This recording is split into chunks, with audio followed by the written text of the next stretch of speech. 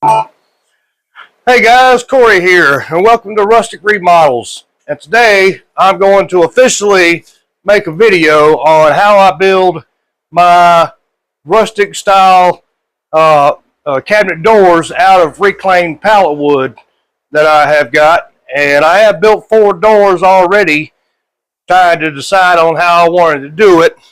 And I went ahead and took the liberty of skimming the boards down on all sides, and I'll show you the process from here. All I did on this right here was take about a blade width off on all 4 sides to kind of get any writing or printing or things I didn't want on there. Got it off, and then what we're going to do after that is we are going to take these and cut them down to 3/8 of an inch widths lengthwise.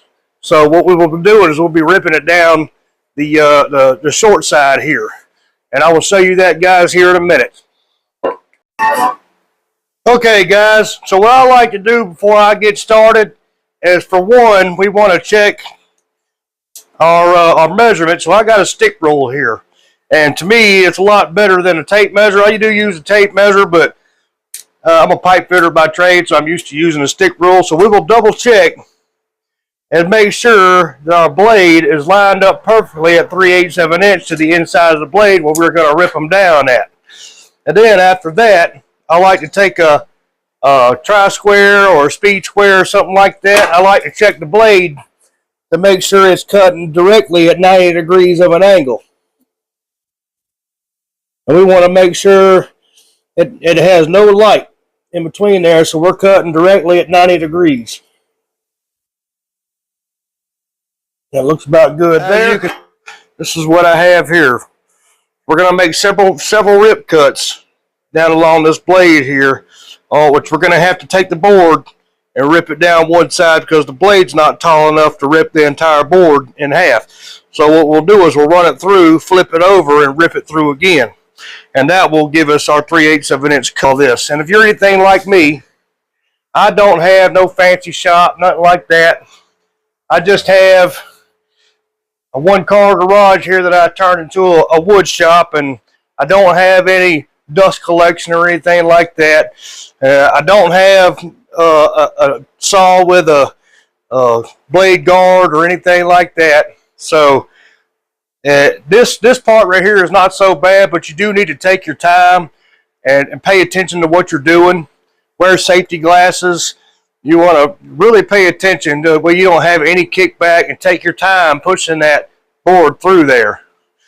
And we will get to that and go from there. All right, guys, so I do have a piece of wood here. I mean, you can see it's kind of effed up a little bit, excuse my language, but I use it as a push stick. So this is what we're going to be doing.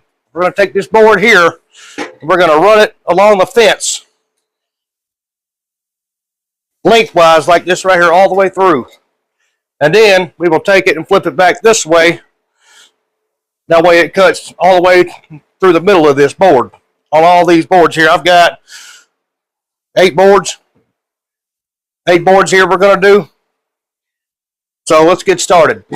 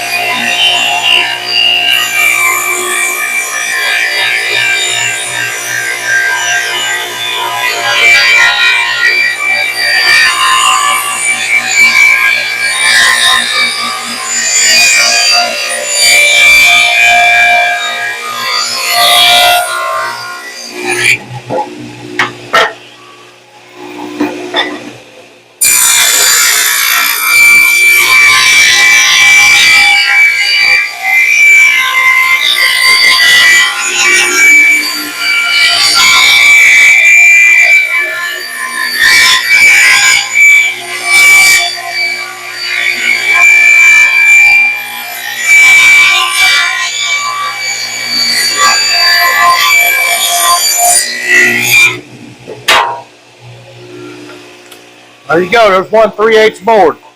Now we just got to do it a bunch more times.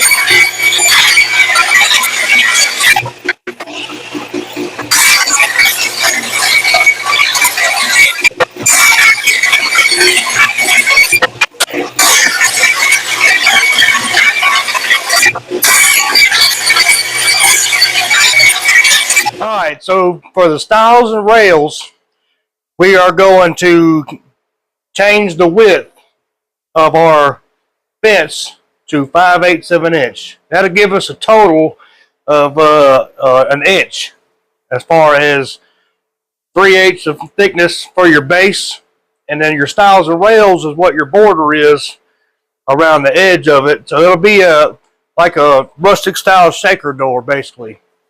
So we're going to change this to 5/8 of an inch, and we're going to go ahead and rip some of these down. And then when we rip a couple of these down the middle, then we will change the fence to 2 inches and rip these to 2 inches. That'll give us a border total of 2 inches all the way around width-wise. So let's get on that now.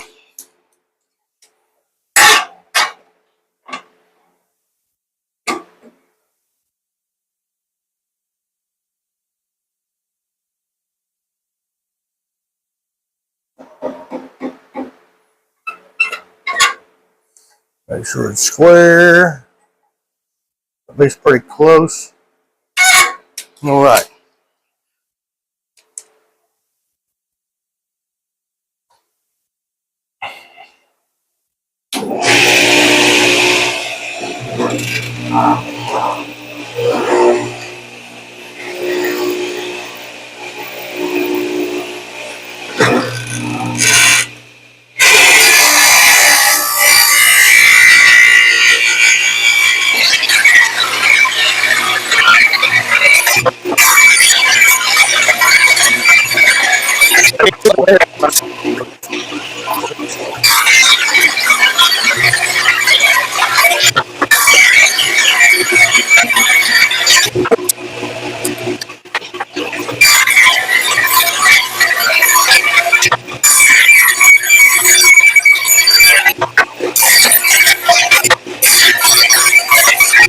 All right, now we are going to change this fence width from the blade to 2 inches to cut our rails and stiles down to our measurement we want.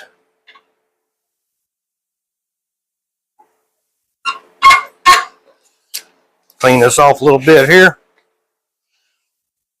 All right, let's rip these down.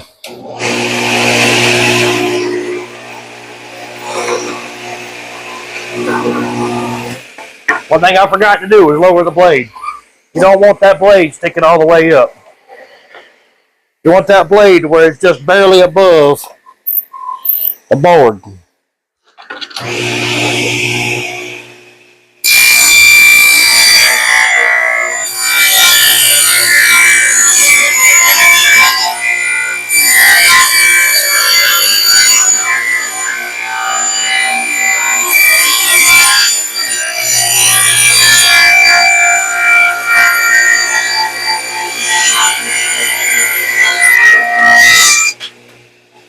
All right, there's one.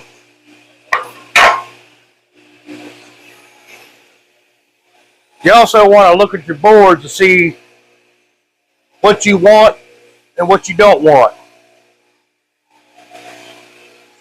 I think I don't like that. Let's do this.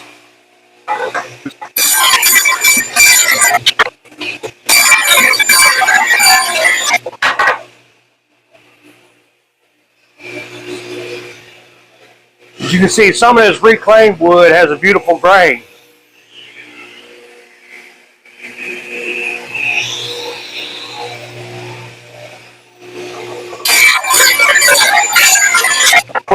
This is one of my favorites that I get sometimes. I love the way this red looks in here, especially whenever you go to put the tung oil on it. It brings the grain out in it. It just turns out so beautiful. Alright guys, so for this part of the project, this board width that we're going to end up making for this door here, the door width is going to be 10 and 7/8. That gives you a what's called an overlay. So an overlay is when you measure the inside of your cabinet. Let's say, like for instance, this one right here. So the width of the inside of that cabinet is 9 and 7/8. So for the hinges I got, you want a 1/2 inch overlay.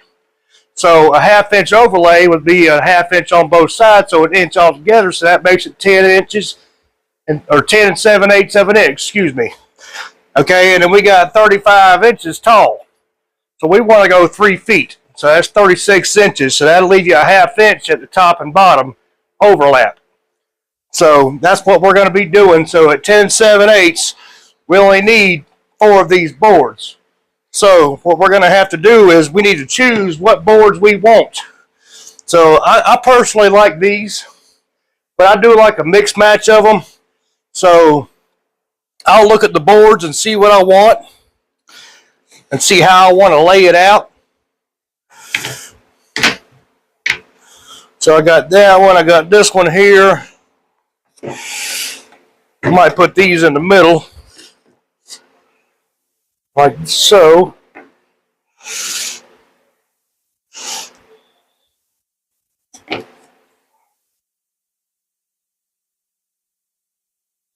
Sometimes you get them and they're a little bit bowed up or something. Alright, so we got that. First things first, I need to make sure we're going to be able to get 36 inches. Looks damn near on the money there. So I'm also going to take one of these boards here. So I like these boards here. Okay, now we got 4 boards. We're going to make sure we're going to be able to get 10 and 7/8. So we got 13 inches, so obviously we're going to make it. Alright, so for this part of the project, we are going to be cutting biscuit holes with a biscuit joiner. So let me show you what a biscuit is.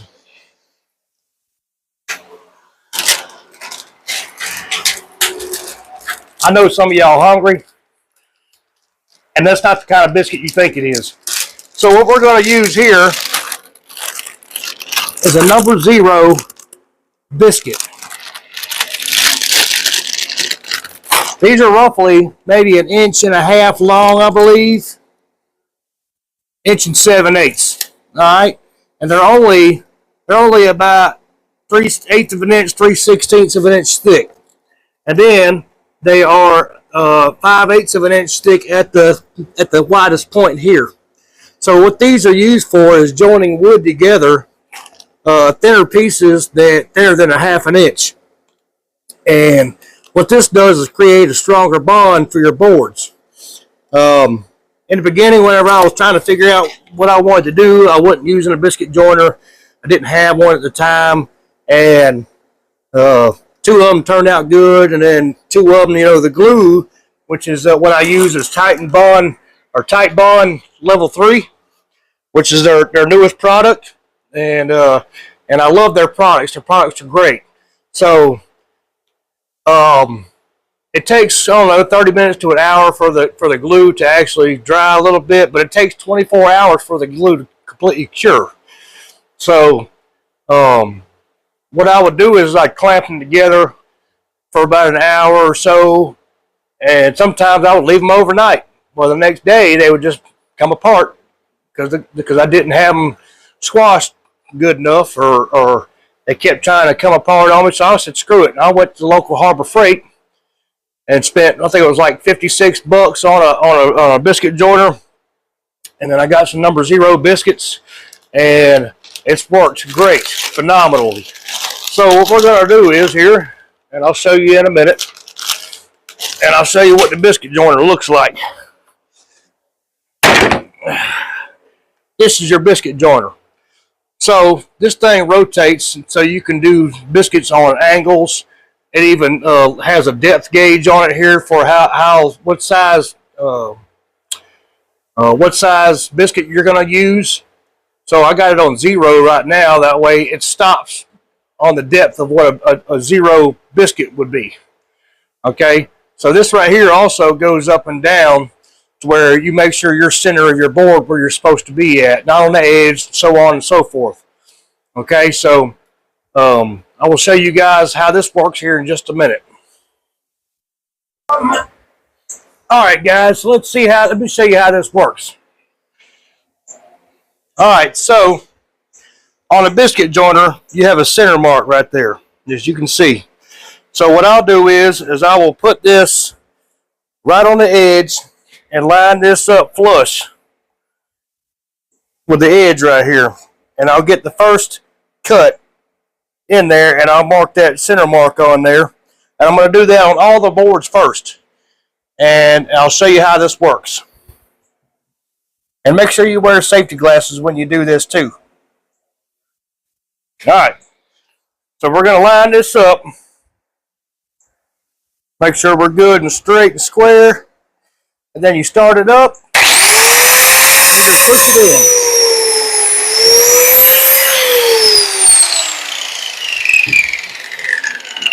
in. And what that does is it puts this little slot in there. And what you'll do is you'll glue this in there. That goes right up in there. You glue that in there, and then you'll put glue all along here once you get all your other biscuits done. And you want to put these biscuits roughly on something like this, about 6 inches center, all the way down the board. And then when you put the boards together, when you squeeze them, this will line everything up where you want it at. Let's pull that out.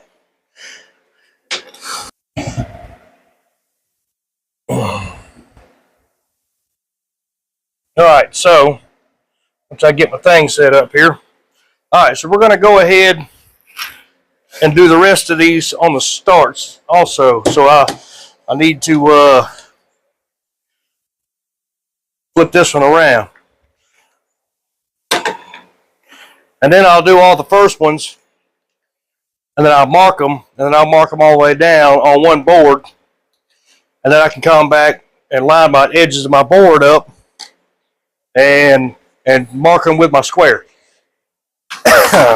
So first what we're going to do is, which I almost screwed up. Let's see here. I know soapstone ain't made for wood, but I like to use it to be able to, that way you don't have markings on your wood later on, even though you're going to sand it. So I'll mark center line right there. All right. And then we're going to go from that mark, we're going to go every 6 inches. So we're going to cut it 6 inches here.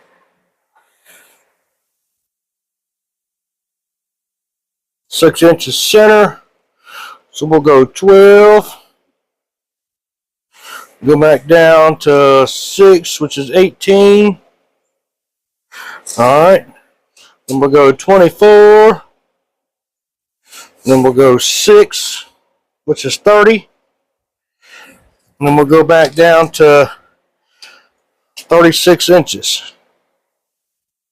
So that last little bit only leaves you about 4 3/16, which that'll be all squeezed together anyway. So I'm not really too concerned about that. So then we will clamp this back down.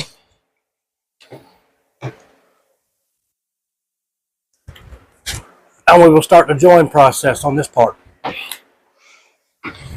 So you'll line up your center mark on that mark. There we go.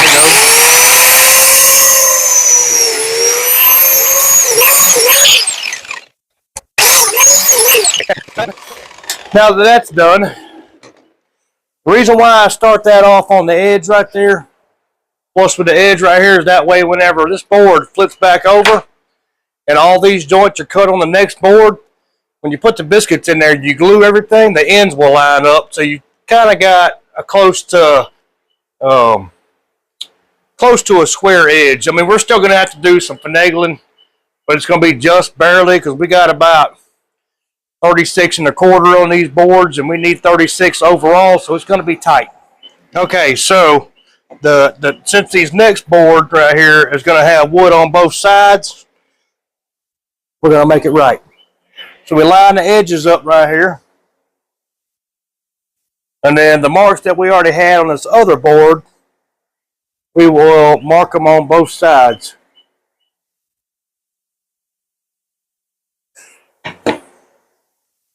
Make sure we're still square on the end here. Mark there. Mark there. And you want to make sure you're still lined up at the end on every one of these, because sometimes this stuff likes to shift around. I don't really have a table, a sturdy table yet. This is just a piece of plywood I put on 2 sawhorses just to do this, and you know, I don't really have the room in here right now for a table, and so sometimes you got to do what you got to do. Okay, now see that we had the marks every 6 inches on this board, so I don't have to break the tape measure back out. Now we will cut and do the rest of these, and I'll catch you in the next clip. All right, guys, here's a part that I hate, but it's got to get done. So what we're going to do is we're going to use Titan Bond 2 Ultimate Wood Glue. It's waterproof and it's for exterior and interior. It's very, very strong, very, very durable. So let's see here. We need 6 of these. 4, 5, 6.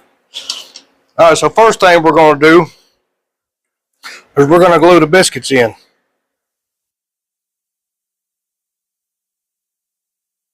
You don't need a whole lot because it's going to squeeze out anyway.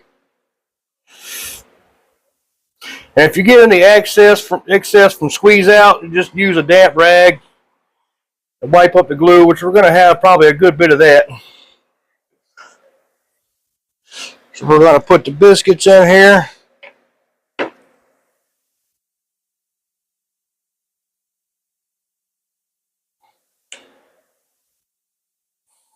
That one didn't go in like I wanted it to.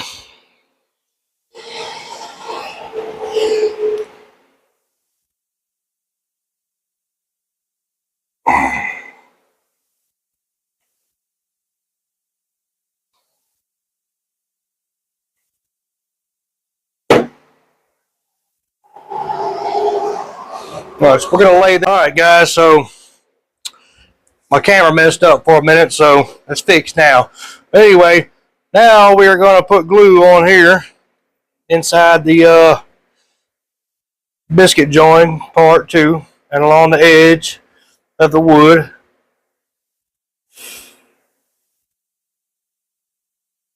I don't want to put too much. All right, and I'm going to take a brush, kind of put that shit on there, put that crap on there, excuse my language.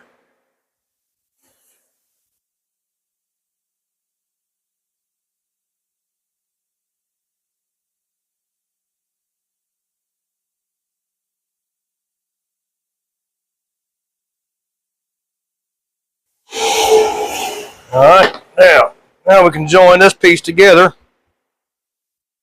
get them lined up.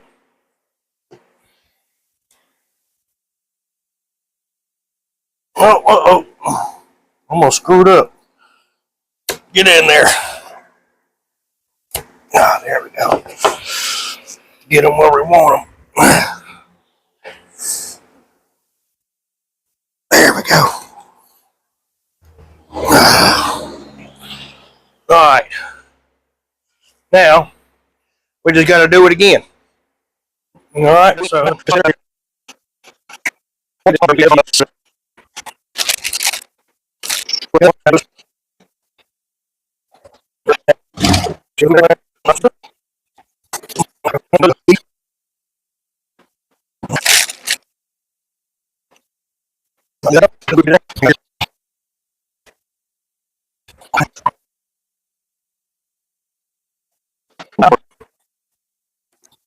We'll lay it in here.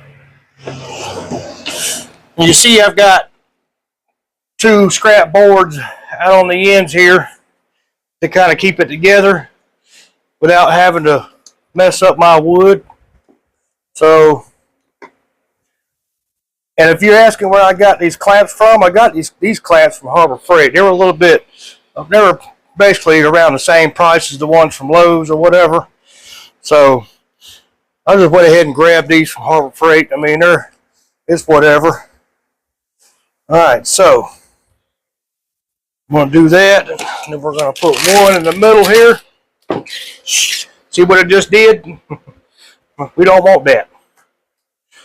That's not what we want.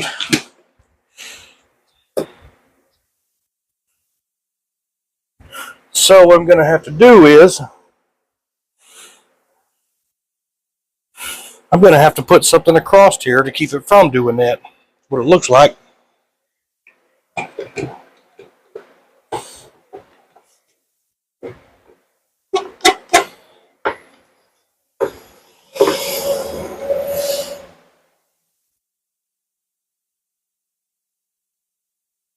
So let's find a board to put across here.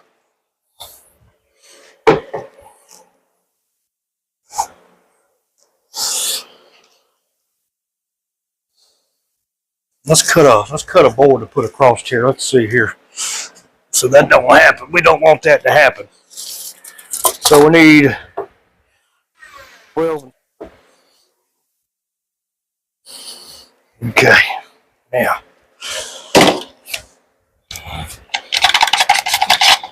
This makes it a pain in the butt, really, when it does that to me. We're going to pull this to the edge here.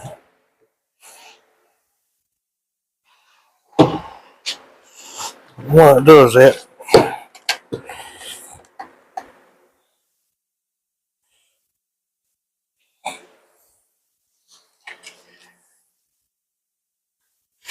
this is just half butt doing this, you know what I mean? Just to get it to stay still.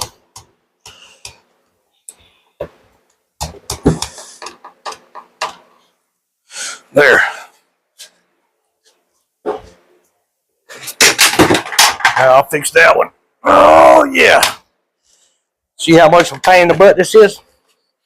Trying to tell y'all. Okay. There. Now, squeeze this middle together. Got one more clamp somewhere. Here it is. Sometimes you got to do this, unfortunately.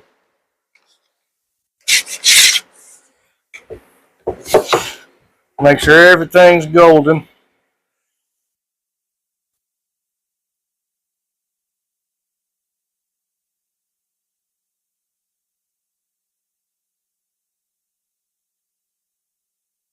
All right, so now we are going to take a rag. Let's close the glue bottle, or else we'll be messed up on that.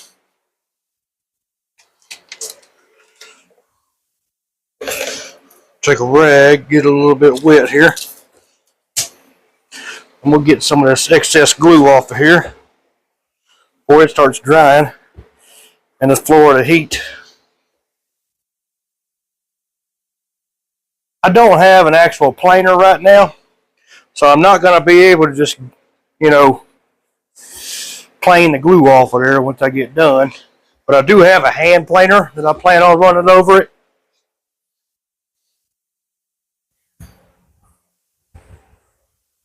So that'll help. See, the glue is already trying to set because it's so humid out here.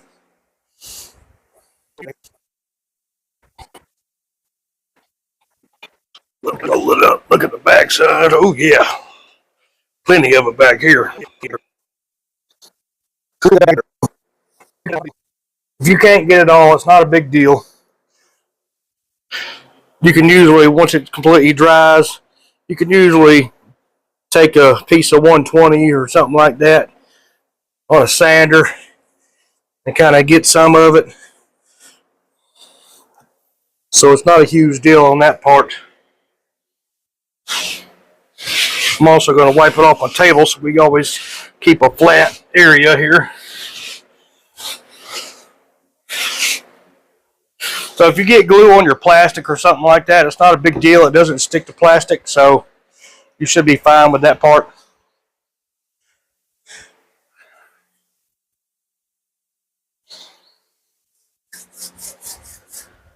All right, well now, while that's drying, we'll get to the next phase. So in this video, we are going to take the 2-inch rails and stiles that we had cut out, 2 inches, and then we made them 5/8 of an inch thick. So we're going to take, I'm a big DeWalt guy. Thank you, DeWalt. And we're going to take a 3/8 round over bit with a bearing, and we are going to round our edges on, or one side of our edges on our 2-inch rails and stiles before we end up cutting them down to the lengths that we need. So let's get to it.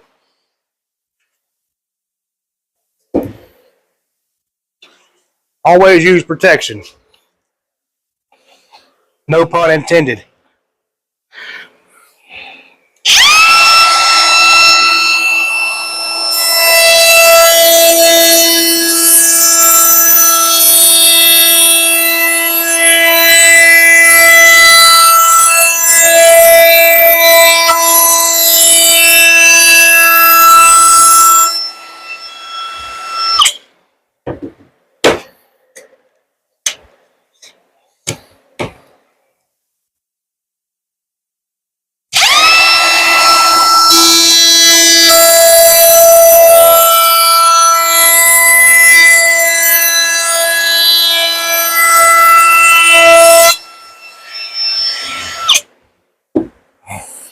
So this is what it looks like. I'll show you.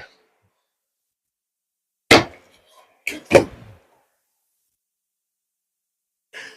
gives you a nice rounded edge right here, and then you see how it leaves that little lip on there.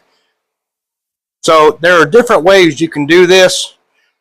There's different bits for your router and so on and so forth. So however you like it, I think this was the best choice for what I wanted.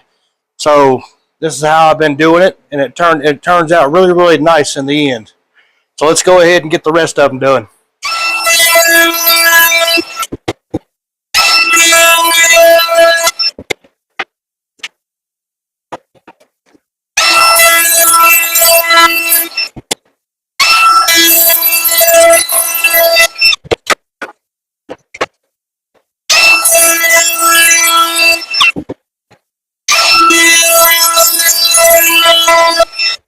All right, guys.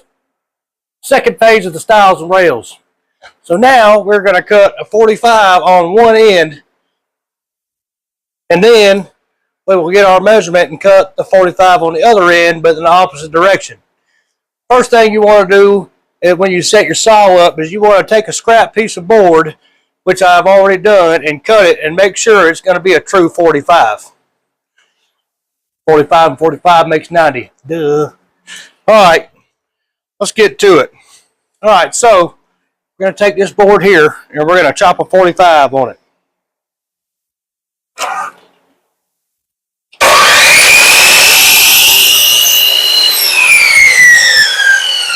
All right, so 45. Let me show you that it's a true 45. Put that right up to it right there. Make sure it's flush right there. True 45. As long as the square is true anyway. All right, so now I like to take them and flip them over like this instead of having to make the saw go back and forth. So I'll take it like this right here. Couldn't find my tape measure. It was on my hip the whole time. I do that sometimes. All right, so we're going to make this one 36 inches. And we were already just fucking short.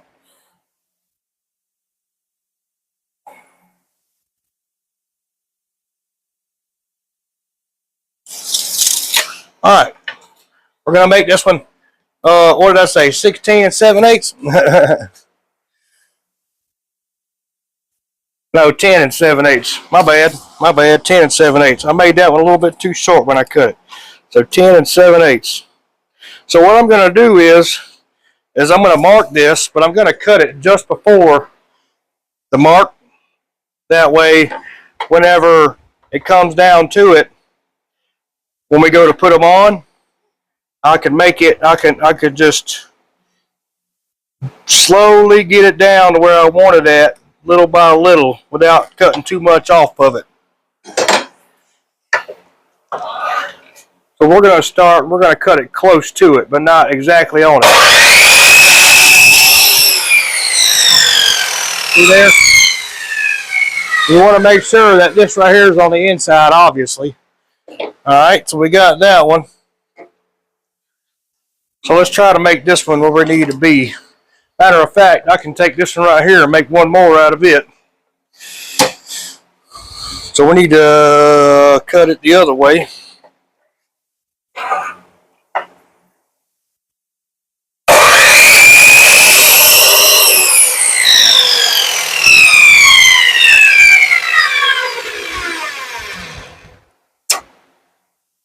And yes, I use a pen a lot of the times.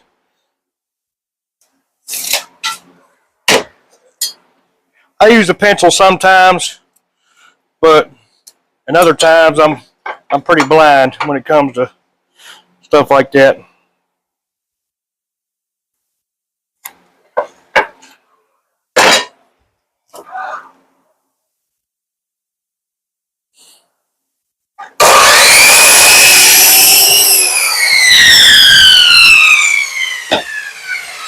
All right, now let's make sure we get a keep this one. See how long this one is first.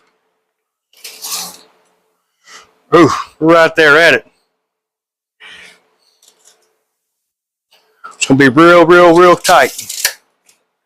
So I need to get an exact measurement on this to be able to get what I need.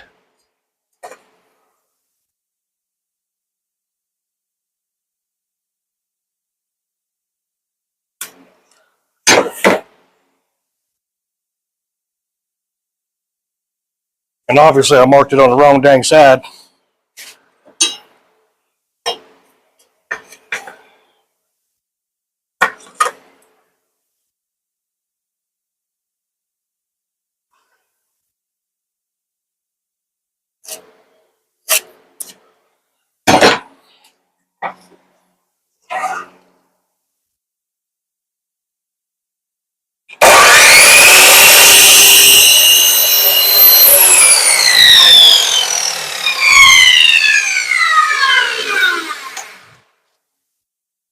Okay, now we need to do this one the same exact way to make sure we're dead even at 36.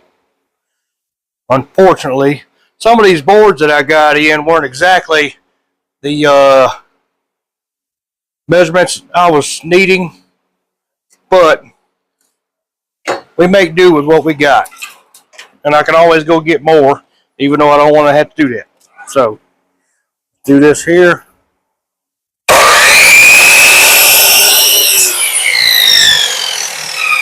Right, there's one of our long ones here. And then let's use this one right here. Let's see how long this one is. I know you guys can't see me. I'm gonna have to get a oh, we got plenty on that one. All right, so what I'm gonna end up buying me an actual good camera for doing YouTube. So kind of eyeball this one here.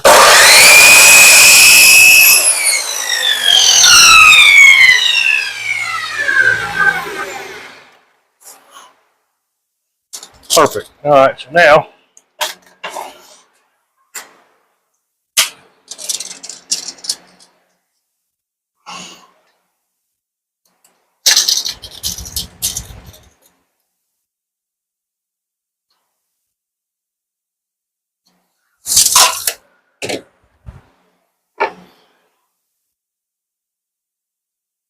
And same thing on this one. I'm going to cut just before the line. I mean, I really couldn't on the other because there really wasn't no line. But just in case it might be too short or too long or whatever. And then we can work our way down to it when we get there.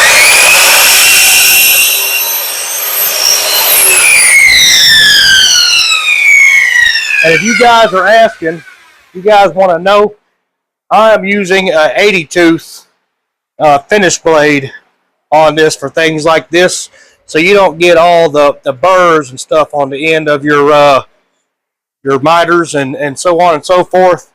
That way you got a good clean cut. The more teeth you got, the better off for finish work. And whenever you want to do rough cuts and things like that, you want more of like a 42, 62, something like that. Okay, so this board has dried enough that we can actually cut it down to size. So we got 12 and 7/8 from here to here, so that leaves us 2 inches overall. So we'll take an inch off each side of this. So I've got this set at 11 and 7/8 right now. So let's make this first cut.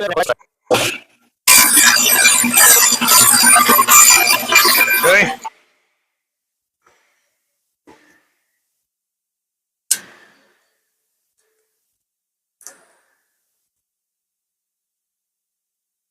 All right. Now we'll need to move this thing to 10 and 7/8. Don't do this at home.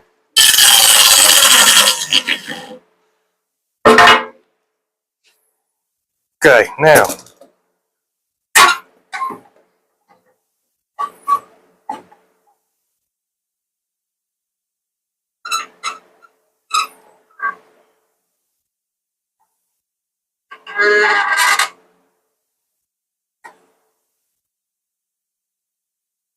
it's pretty good there.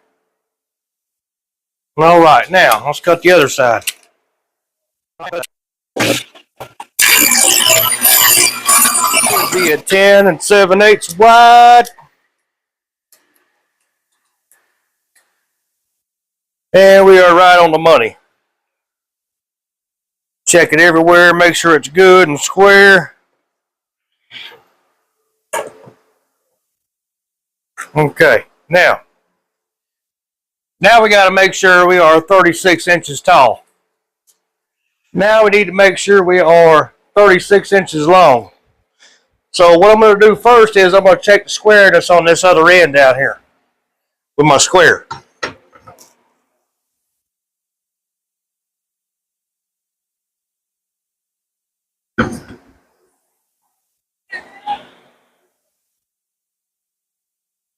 All right, so we're pretty close here. So what I'm going to do is I'm going to check this here.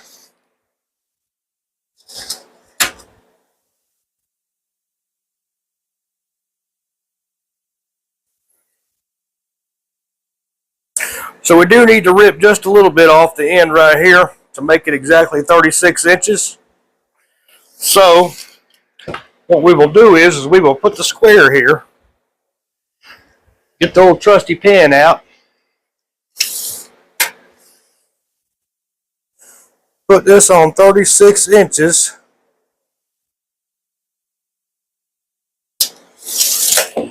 and we will make a mark.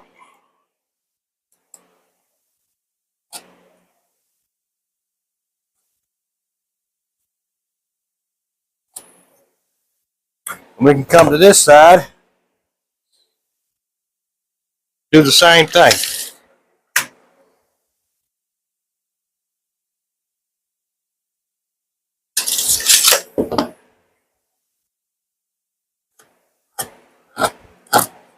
Okay, now it's a Craig track. It comes with an attachment for your saw, and you put it on here and you cut a direct straight line on anything. I love this thing. This was a great investment. And it also comes with another track you can put on there for ripping long sheets of wood. So now that we got that part done, we'll skip on to the next part. Okay, so This is a hand planer. As you can see, it's got a blade in here. And what this does is you can change the depth, which raises the front of this up right here, or lowers it, whichever way. But the more you turn this knob here, the more material you would take out. So right now we're going to have it on the lowest setting, just to plane some of this out and get some of this glue off of here that was left over. And it'll also take some of this ridge out of here where some of the boards didn't line up the greatest. So let's get started with that.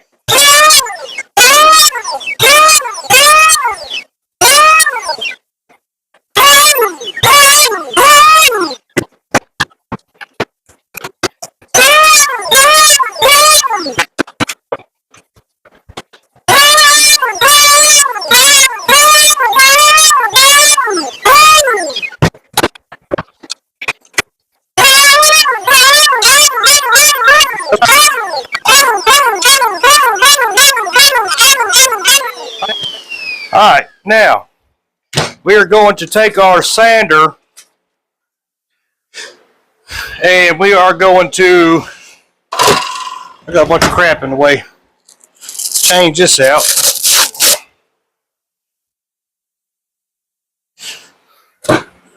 We're going to change this out and put a piece of 120 on it.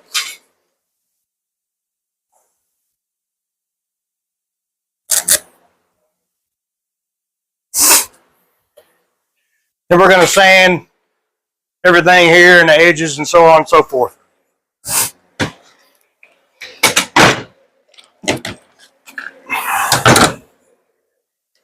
Oh, got to put a battery in it.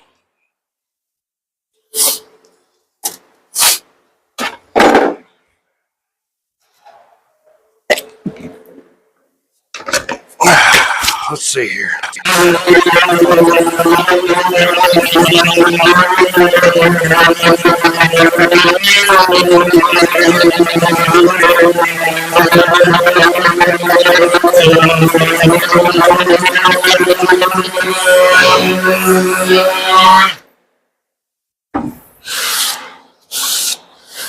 All right.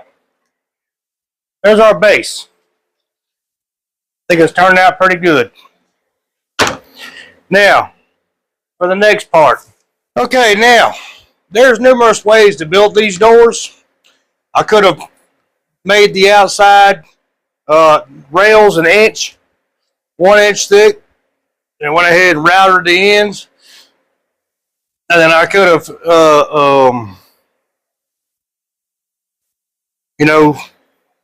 beveled the ends or made slots and this and that and the other and made it join together, but I decided not to do it that way. I decided just to make the base and then glue the stiles and rails to the outside here. So these are the rails and these are the stiles on the cabinet door. All right, here we go. Now, one of these we cut right at 36. I know we did. And this would be the one right here. Okay, so let's check it on this side here.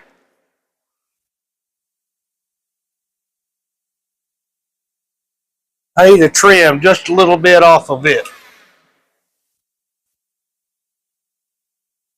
And that's it right there. So now, let's get this lined up here. So now, let's see here. What do I do with the glue? Here it is. Now we are going to glue this on there. We'll want to put a plethora of glue on here. I don't know why I said grill. Probably because I'm hungry. Y'all got me talking about biscuits earlier.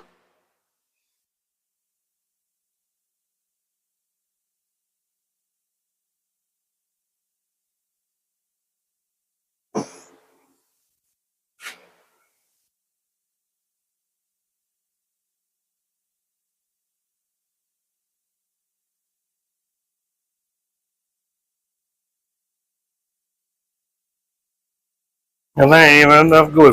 I ain't put enough glue on it.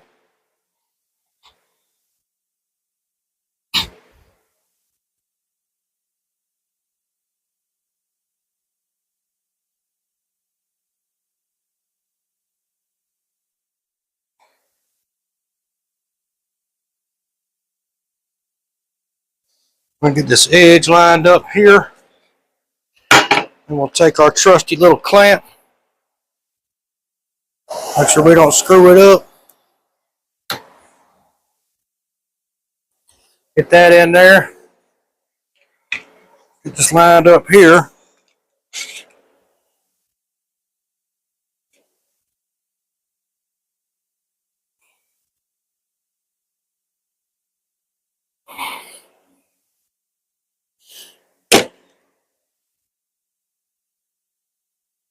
I want that edge to be close to being perfecto.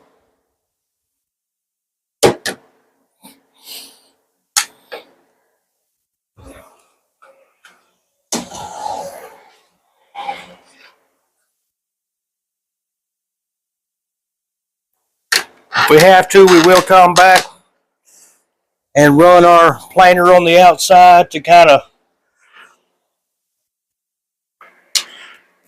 do what we got to do there, but it is what it is. Now, we got a bunch of glue squeezed out, so we need to get that off of there.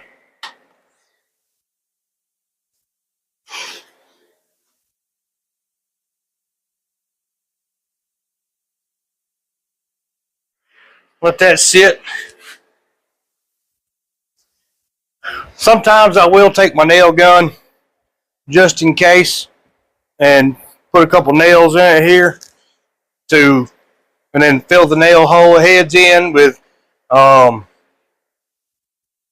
I'm having a brain fart right now, guys. I'll fill it in with a wood filler. I'm really trying not to do that on this one. So let's wait and see what happens. But for now, we will make this this rail right here. We will go ahead and make sure our miters are going to work.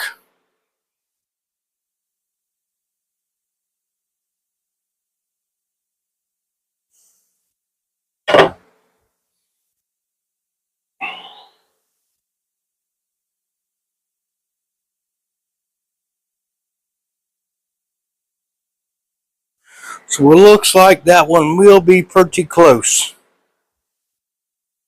If not, you can always take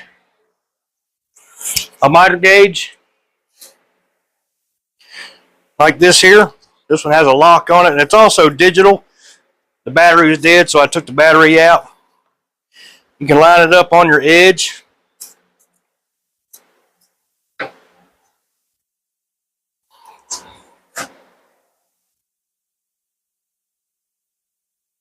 Like so.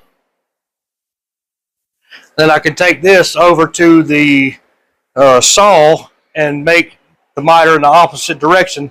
Okay, this side right here is dried enough where we can do these two set corners here. So we're going to do that now.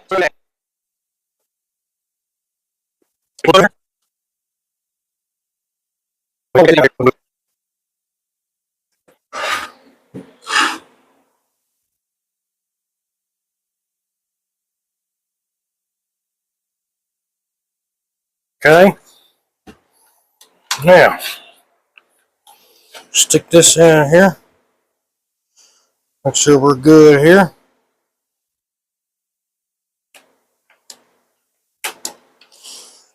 Get this nice and square. And we'll do the same thing right here.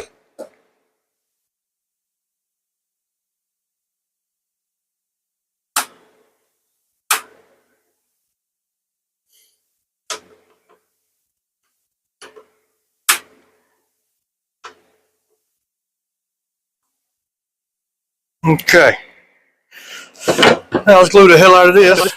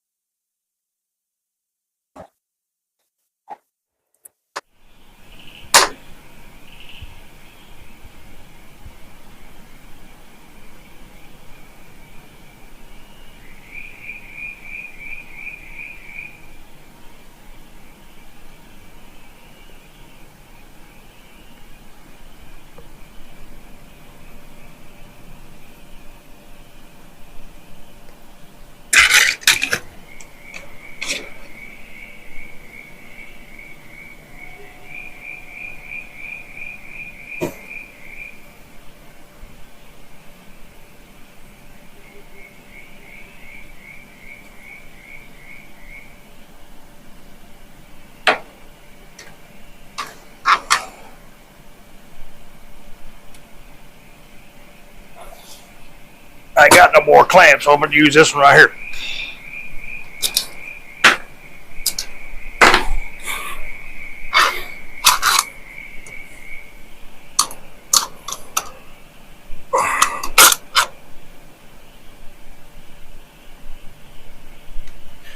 Okay, guys, so while I'm waiting on this to dry, I'm going to finish this end up right here, and then we will let this cure overnight, and then I will show you guys the finishing process in the morning.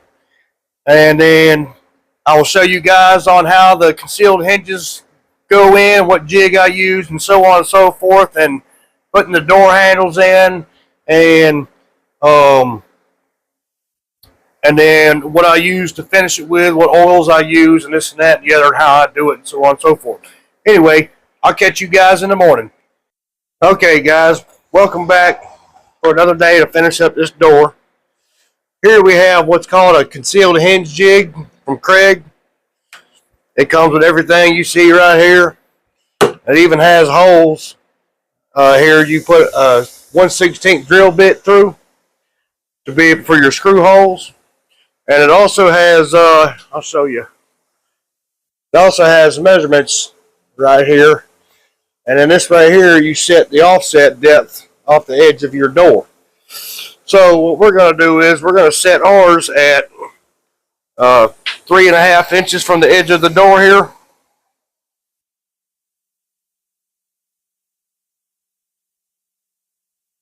Okay, that looks good there. Get this 16th drill bit here.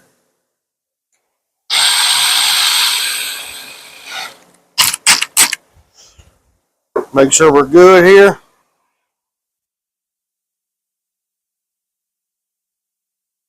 And then we will drill the holes here for the hinges.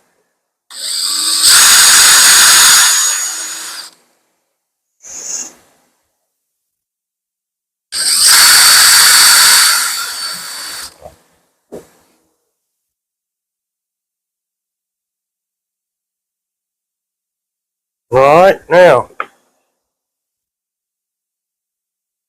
take this off of here. This has a stop on it right here. It's adjustable for the depth that you need.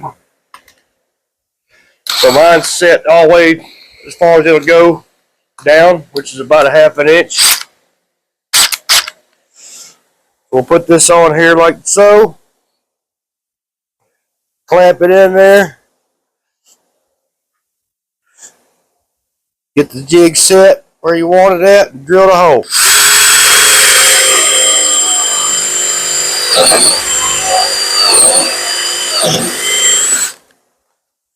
There.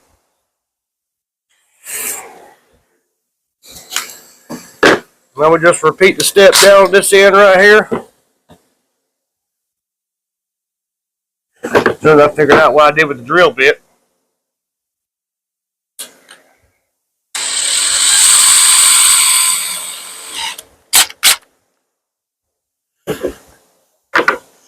Set it back at 3.5 inches.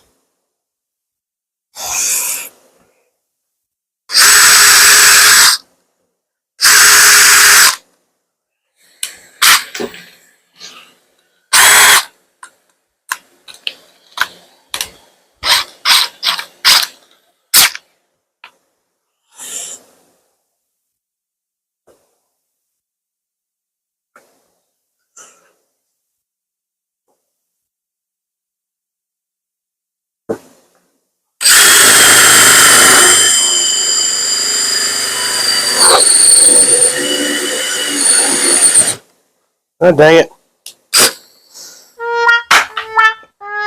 Dang thing came apart. Stupid.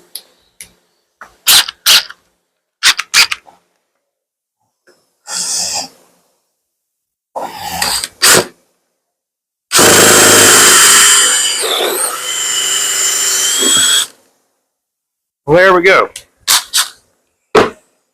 Now, we need to clean this off and start the finishing process. Okay, guys, now it's time for the finishing process. So, we are going to be using tongue oil. And sometimes This might not be true tung oil, but it works and it's great. It brings the grain out, as you'll see in a little while. And we're going to use a rag to do this with.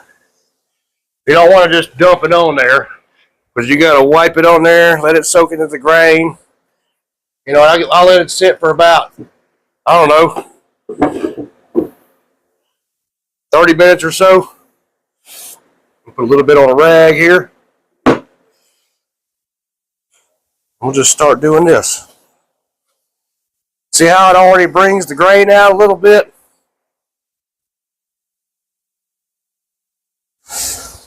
Brightens that red up just a little bit. Let some of that soak in there.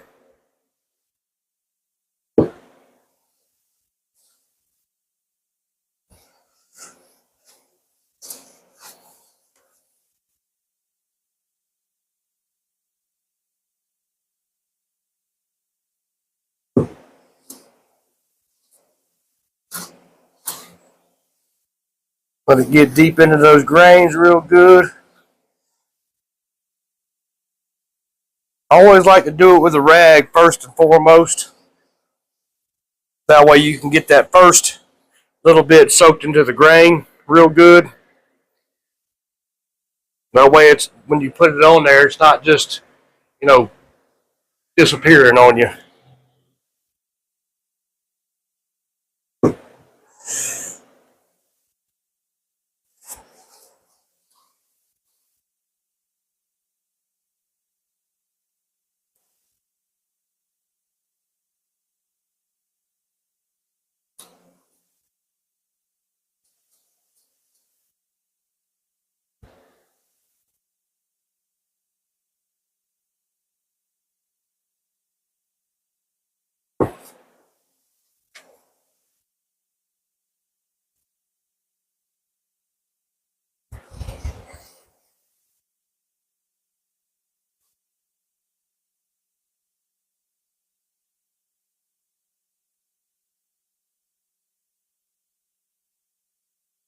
Yeah, see, I love that. I love the way it just pops out at you. That's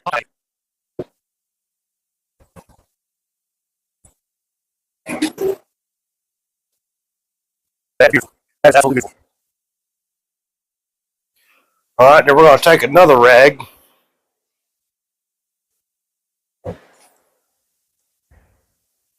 Kind of wipe it down real good with it and kind of get any excess off right now. That way that can soak in.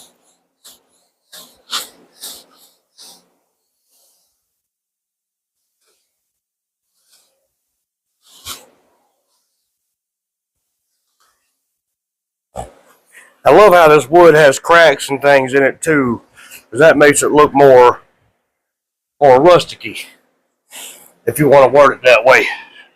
Box here. All right, now let's do this side.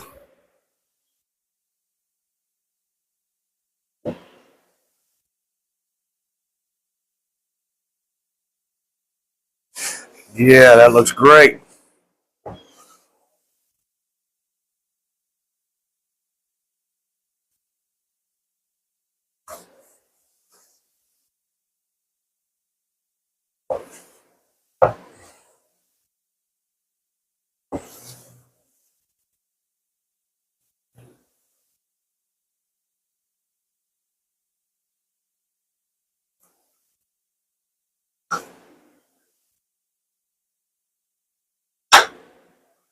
Thinking about changing the YouTube channel name to Rustic Revolution. What do you guys think?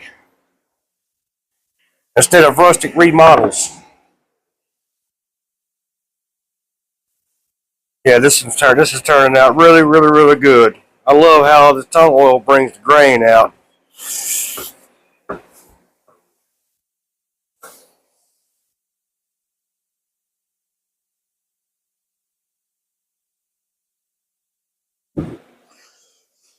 Fun fact, tung oil comes from the tung tree in China.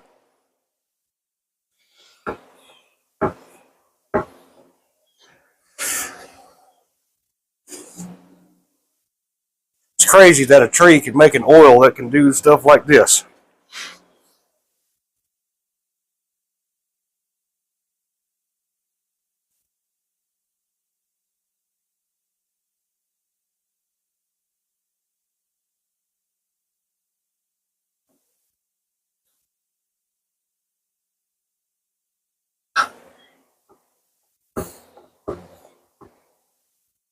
Make sure we get all these corners and stuff in here. Whoops.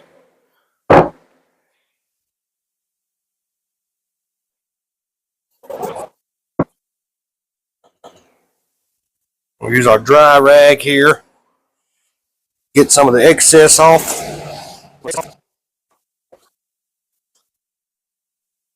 Excess. I don't know why I say access. It's supposed to be excess.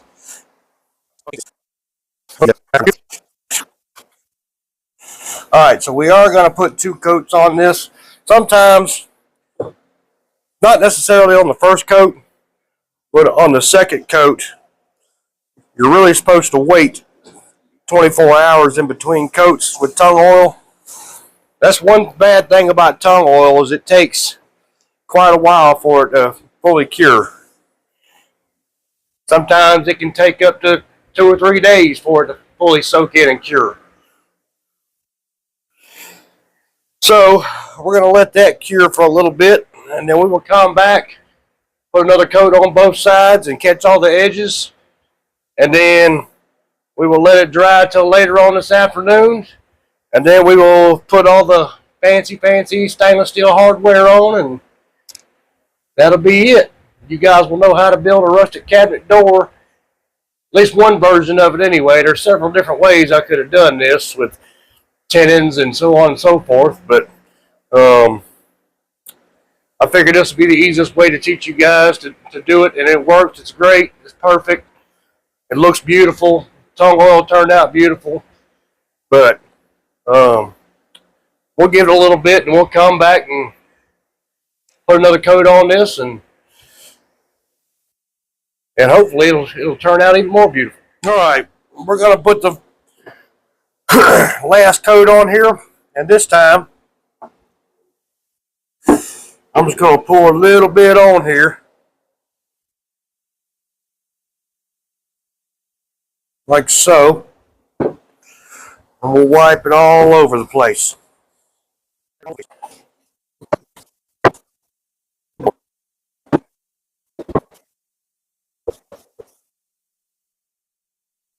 Now, normally I use rubber gloves when I do this, because I don't like the way it makes my hand feel all sticky and stuff. So yeah, this is turning out. This is turning out great.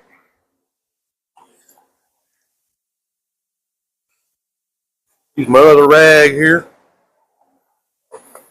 Wipe some of the excess off of here. I'm gonna flip it over. One more coat on this side here, and we'll catch these edges as well.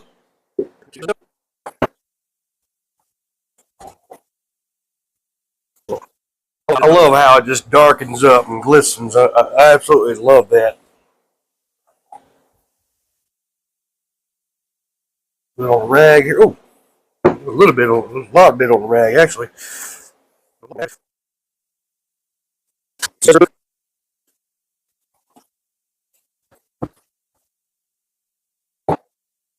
We'll use our rag here. My hands get all greasy feeling from that.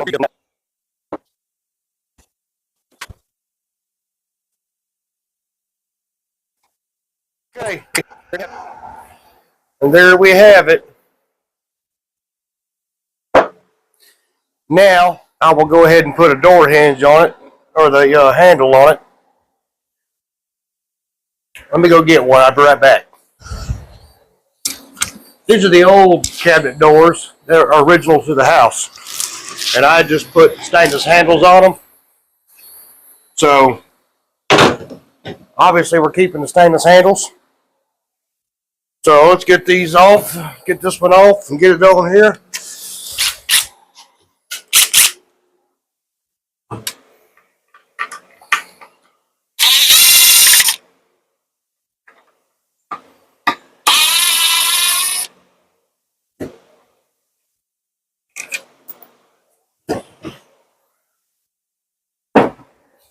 So I didn't show you guys the layout of the handle.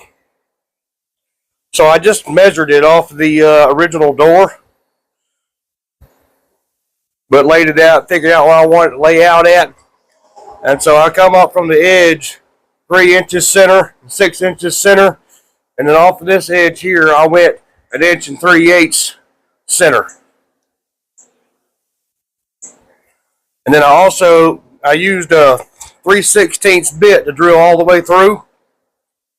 And then because we have 1 inch of wood, I used a 5/16 bit to carefully countersink the other side, this back side here.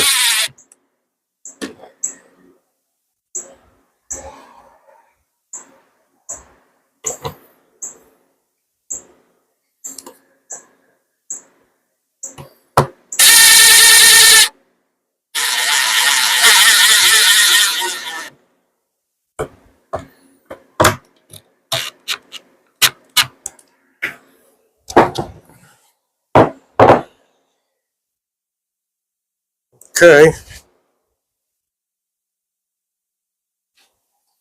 Wipe some of this stuff off of here still.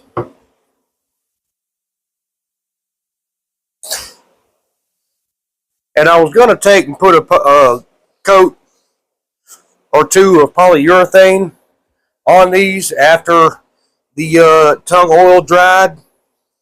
But I like it so much with that raw look that I think I pretty much talked myself out of it for now.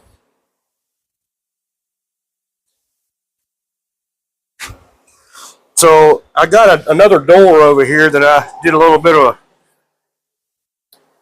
screw up on, the first one I built.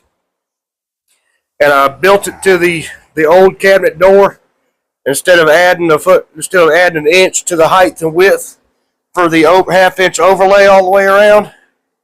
So what I'm going to do is I'll just use that as a test piece, and I'll make a short of that and show you guys what it looks like with the polyurethane over the tung oil.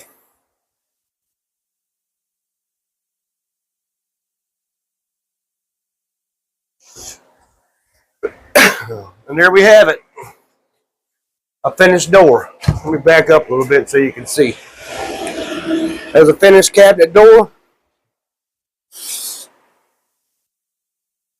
It's beautiful.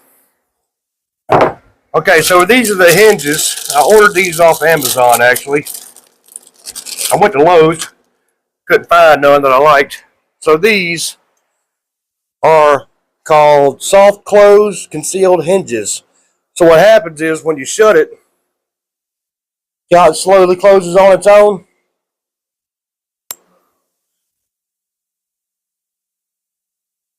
That way it doesn't slam up against the cabinet. And then it has adjustment screws on it as well. So you have an in and out adjustment.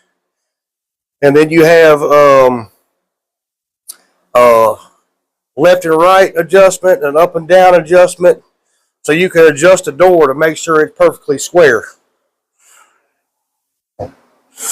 So we will flip this over and put those on now.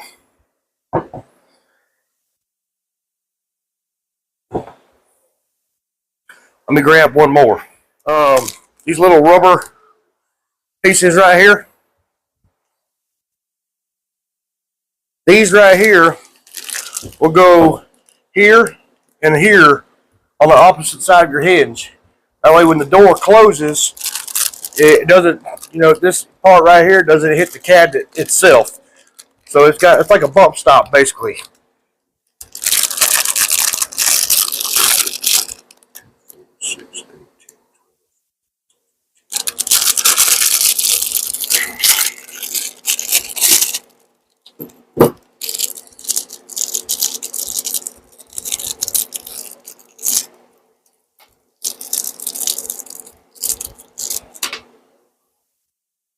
So this will go right in the hole right here.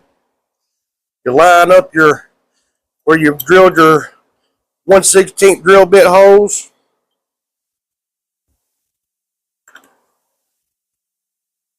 We'll just slowly screw it in.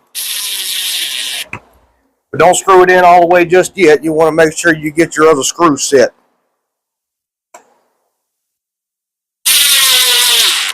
Okay.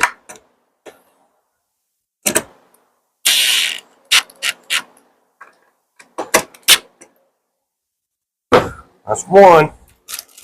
It also comes with extra screws just in case you drop one or lose one, or whatever the case may be, because I don't know about you guys, but I'm pretty clumsy.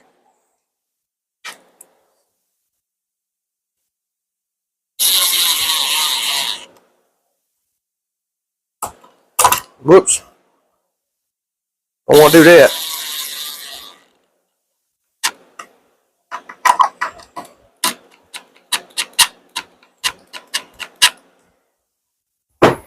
And there we have it. Hinges are on. Door's finished. I am going to let this sit out here and let some of this tongue oil dry up.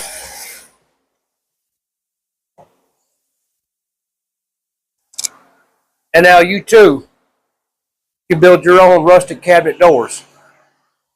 You guys stick around. Don't forget to like and subscribe at Rustic Remodels.